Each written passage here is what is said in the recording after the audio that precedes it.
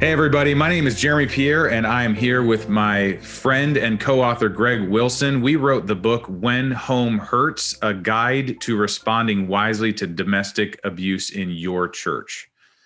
And we want this book to be a blessing to God's people. We want this to be a blessing to those who are caught up and suffering under terrible circumstances that we would call domestic abuse. So we're going to do a few videos here to just sort of give you a feel for this book and a feel for our approach to this issue so that you can make a wise choice and even making use of this resource.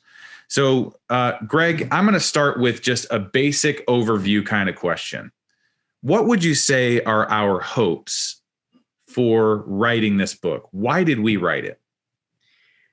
Man, I would say, so we know that domestic abuse is far more prevalent in our culture and in our churches than a lot of times people have recognized. And we know that the issue is out there. You and I have seen it. I've seen it in my practice. You've seen it in your church and in pastoral ministry and academic circles. And so what I hope, and I think you would agree, is that we want pastors, church leaders, friends, family members of those who are who have had this experience, both abusers and victims, to be able to have a guide to come alongside and help them understand the experience and understand how to help. Yeah. I think I'd answer that same question with the story of how this thing came about. Our publisher is Christian Focus, and a very good, wise man who works for Christian Focus named Willie McKenzie has basically been after me for, I think, 7 or 8 years, maybe 9, to write a book like this.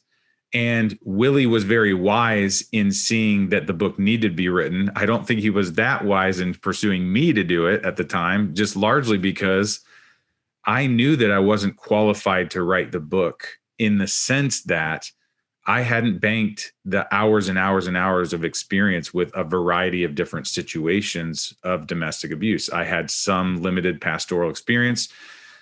There was also in my own family's life, I'm from a large family, and one of my siblings was a victim of domestic abuse. I write a little bit about it in the preface.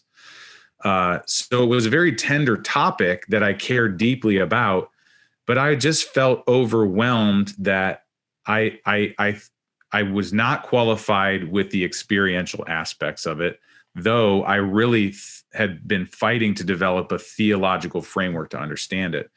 So, Greg, when I met you way long time ago, you and I had a conversation about this as an interest as to why you were pursuing a D-Admin at Southern Seminary where I taught.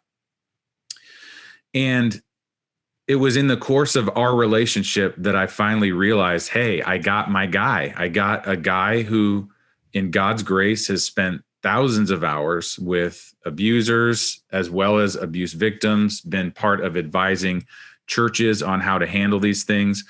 And so the contours and dimensions of the experience, you just brought so much to this, and I'm very thankful for it.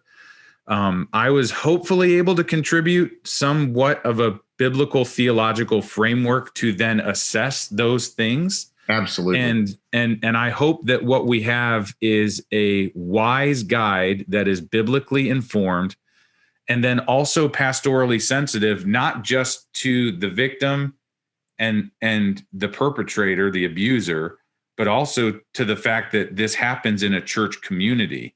And part of it, our responsibility, is to shepherd the people of God to see this rightly well. So that's our hope for it.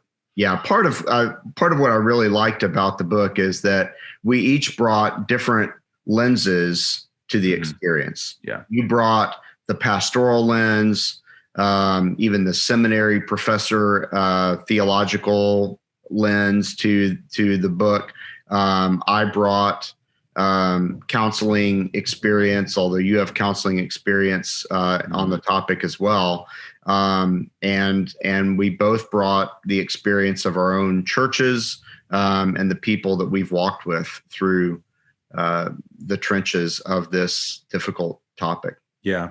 So I guess maybe if we were to summarize the hope, then our hope is not that we're engaging with domestic abuse as a cultural issue or something that's sort of just a topic of debate in terms of how the church in general ought to respond to it as an issue. Rather, we want to give a guidebook that actually helps hurting people, that helps pastors know, how do I shepherd this person in this particular dilemma in the context of my local church? So we hope that this book is pastorally sensitive in all of the right ways. We hope that this book is theologically grounded in all the right ways. I do think it has implications on domestic abuse as a larger issue of policy and other things like that.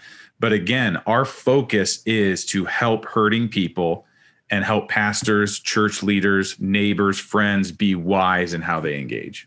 Right. And to help churches be safe places for people to bring this conversation up, right? To help churches be a safe place for victims to be able to talk about their experience, be taken seriously, and be helped in this experience, and for perpetrators to be corrected.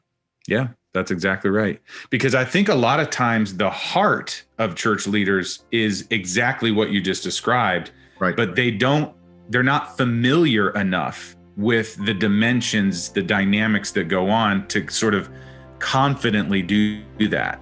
We want to help that. Absolutely. That's why we wrote the book. Yeah. So that's our main sort of hope, global purposes for the book. Yeah.